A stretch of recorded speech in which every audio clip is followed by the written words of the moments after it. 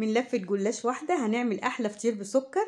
طريقة بسيطة وسهلة. أنا غادة عربي، دي قناتي قناة ستات في مصر. أهلا بيكم معانا. الفطير بسكر النهاردة مش هتفرقيه خالص، إن هو معمول بالجلاش من غير دقيق ولا عجن ولا فرد ولا أي حاجة، بمنتهى البساطة. هنجيب لفة الجلاش بتاعتنا وهنشيل أول ورقة زي ما هي، بنفرد الورق كله كده زي ما هو مفروض زي ما هي، ونشيل أول ورقة وبناخد على طول بندهن بالسمنة.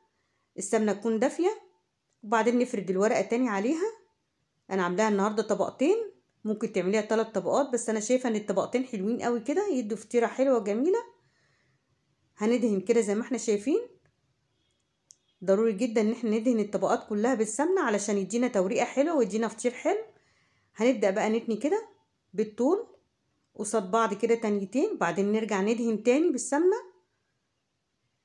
وبعد كده هنطبقها زي ما احنا شايفين كده، هيدينا شكل مربع.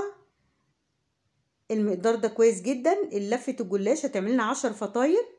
النهارده عاملاها اللي هي حلوه، يعني فطاير حلوه. في فطاير حادقه برضو ممكن ان شاء الله الايام اللي جايه هعمل لكم بقى. الفطير بيبقى محشي، الجلاش ده محشي بيبقى جميل جدا، يعني في منه حلو وحادق. النهارده عاملينه بالسكر، ممكن بدل السكر تحطي عسل اسود او عسل ابيض زي ما احنا شايفين كده الطريقه. انا هعمل دين وبعد كده هكمل على طول.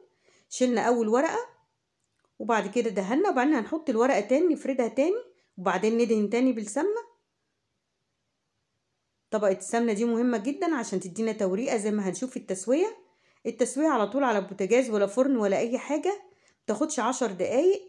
الطريقة بتاعتها دي متاخدش 10 دقايق، وعلى البوتاجاز متاخدش ثواني بيكون استوت وزي الفل. هندهن زي ما احنا شايفين بالسمنة كده، وبعد كده نطبق. هيدينا شكل مربع، فطيرة جميلة وشكلها جميل وفي نفس الوقت مشبعة، يعني جميلة جدا، تنفع الفطار وتنفع العشاء. كده احنا خلاص. هبدأ بقى نكمل الكمية زي ما احنا شايفين. بندهن كده كل الطبقات. عملت 10 فطاير على طول بقى على بوتاجاز الطاسة على نار عالية، ندهنها كده دهنة خفيفة جدا من السمنة، وناخد اول فطيرة عملناها عشان تكون اتشربت كويس جدا من السمنة.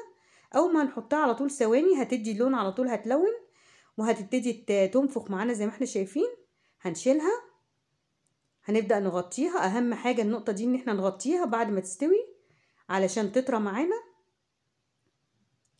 وتبقى الفطيره طريه ما تبقاش ناشفه زي ما احنا شايفين كده اهو. شايفين التسويه في ثواني، شايفين بتنفخ ازاي. بتنفخ كده علشان احنا دهنينها كويس جدا من كل الطبقات بالسمنه. هتدينا فطيره جميله جدا زي ما احنا شايفين كده. اهم حاجه ان احنا بنغطيها كويس بعد ما تستوي معانا. هكمل بقيه الكميه، سهله وبسيطه جدا. ممكن تحطيهم في الفرن في صاج في الفرن، بس انا شايفه ان التسويه على البوتاجاز اسرع، وكمان في الفرن ممكن تنشف معانا شويه، لكن هنا طريه وجميله. مش هنفرقها خالص عن الفطير اللي معمول بالدقيق.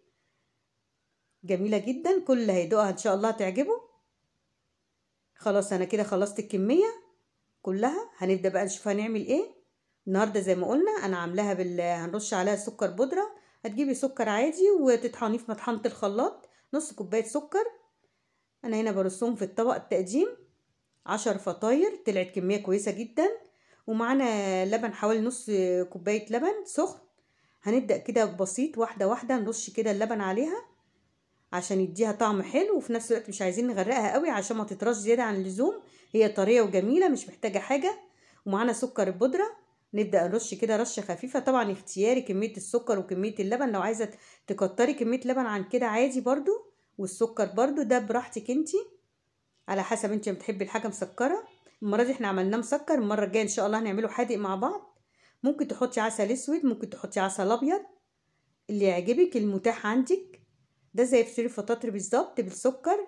ان شاء الله الطريقه تعجبك. لا اتمنى لو عجبك الفيديو تعملي لايك، ولو لسه ما اشتركتيش في القناه تشتركي وتفعلي الجرس على علامه الكل عشان يوصلك كل جديد مني.